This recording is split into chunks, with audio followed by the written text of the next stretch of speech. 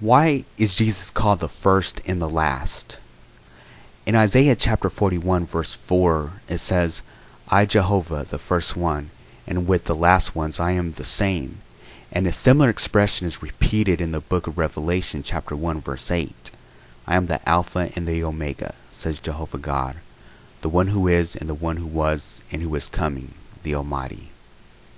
New Gamer asked why Jesus is the first and the last. What I really think he means is he needs someone to prove it to him that Jesus is the first to be resurrected directly by his God, and the last because apparently he knows the answer to his own question. However, the Bible does not call Jesus the Alpha and the Omega. In this brief presentation, I'm going to demonstrate in what sense is Jesus the first and the last through context. Revelation chapter 1 verse 17 says, And when I saw him, I fell as dead at his feet. And he laid his right hand upon me and said, Do not be fearful, I am the first and the last, and the living one. And I became dead, but look, I am living forever and ever, and I have the keys of death and Hades. If you see the expression, I am the first and the last, in no way is Jesus using these words the same way Jehovah does. How do we know this? Through context. Right after Jesus says he's the first and the last, notice what follows. I became dead, but look, I am living forever and ever, and I have the keys of death and Hades. Jesus is stating that he was the first to be resurrected and the last, because Jehovah has given him the authority to resurrect.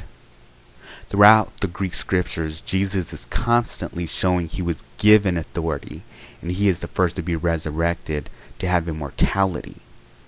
But real quick, in the book of John, in chapter 5, verse 26 to 29, it says, But just as the Father has life in himself, so he has granted also to the Son to have life in himself.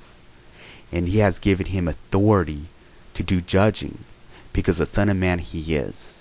Do not marvel at this, because the hour is coming, in which all those in the memorial tombs will hear his voice, and come out, those who did good things to a resurrection of life, those who practice vile things to a resurrection of judgment. Jesus is clearly given this authority. Is Jesus referred to the first and the last again in the book of Revelation? Absolutely. Revelation chapter 2 verse 8. And notice what follows when Jesus says he is the first and the last.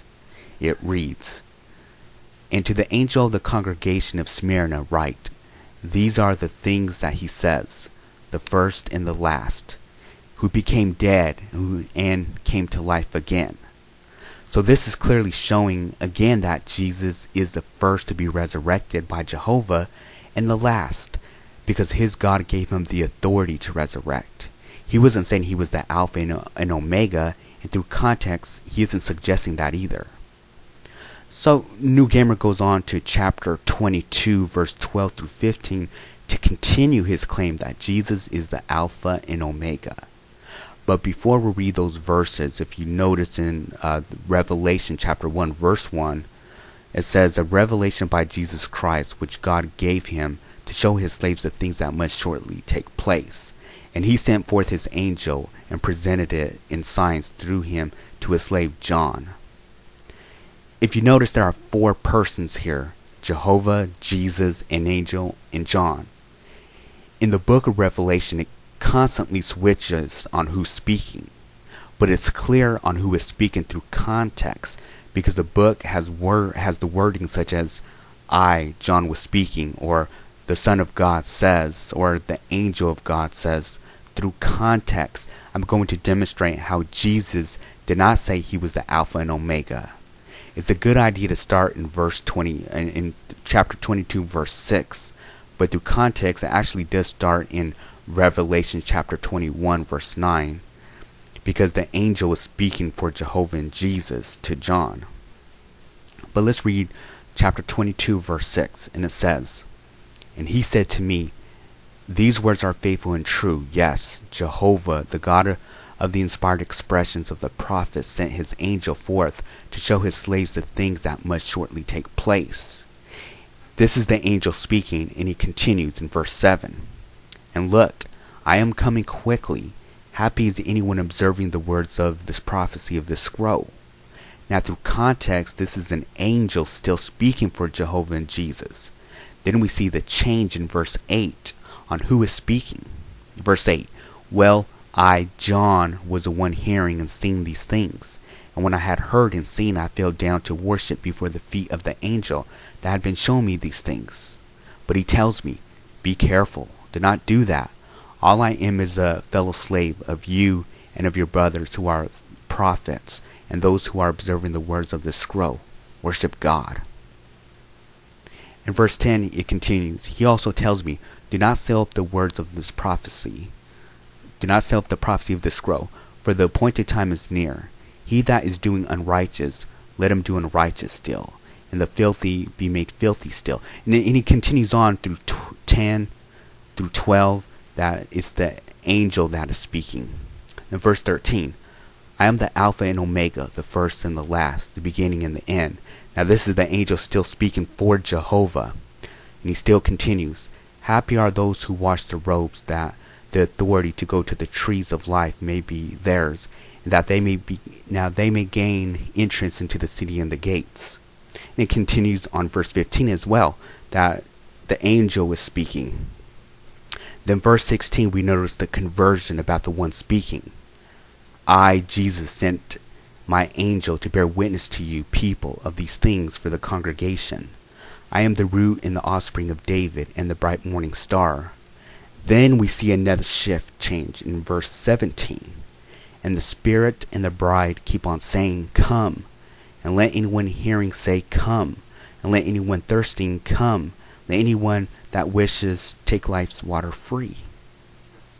All this time an angel was speaking for Jehovah and Jesus. Starting in chapter 21 verse 9. Then we see John start speaking in chapter 22 verse 8. Then the angel continues in verse 9 all the way until verse 15. Then the verse changes to Jesus. The simple fact that Jesus said, I, Jesus, shows that he was now starting to speak, not that he was carrying on the conversation. Jesus is not the Alpha and Omega. He never claims to be the Alpha and Omega. He never acknowledged he was equal to his God and Father. New Gamer continues stating, what's unique is that the Alpha and Omega is coming quickly, and Jesus is coming quickly. So they must be the same. Jesus must be the Alpha and Omega. If we read Isaiah chapter 40 verse 10, it says, look, the sovereign Lord Jehovah himself will come, even as a strong one, and his arm will be ruling for him. Look, his reward is with him, and the wage he pays is before him. In John verse 12 verse 38, it brings out that this arm that's ruling is Jesus. Jehovah is coming, but he comes representatively through Christ Jesus. Jesus is a servant of God. He does his Father's will. Now, New Gamer tells us, if we compare John chapter 8 verse 58, Jesus is quoting the Septuagint. Is that so? Well, let's read the Septuagint and see what it says in Exodus chapter 3 verse 14. And God spoke to Moses, saying, I am the being, and said, thus shall ye say to the children of Israel, the being has sent me to you. In Greek, ipon hoi hoios Israel ho ime opestello ego prosu. Did Jehovah tell Moses that I am was the one who sent him? Or did he say the being, hopros, was the one who sent him? According to the Septuagint, New Gamer's argument fails terribly, because Jesus wasn't quoting the Septuagint, because he never claimed to be the hopros. If Jesus was claiming to be Jehovah in John chapter 8 verse 58, why didn't he just say, I'm Jehovah, or I'm God? As a matter of fact, if he was quoting the Septuagint, why didn't he just say, he is the hopros, the being? New Gamer's argument fails through context and interpretation.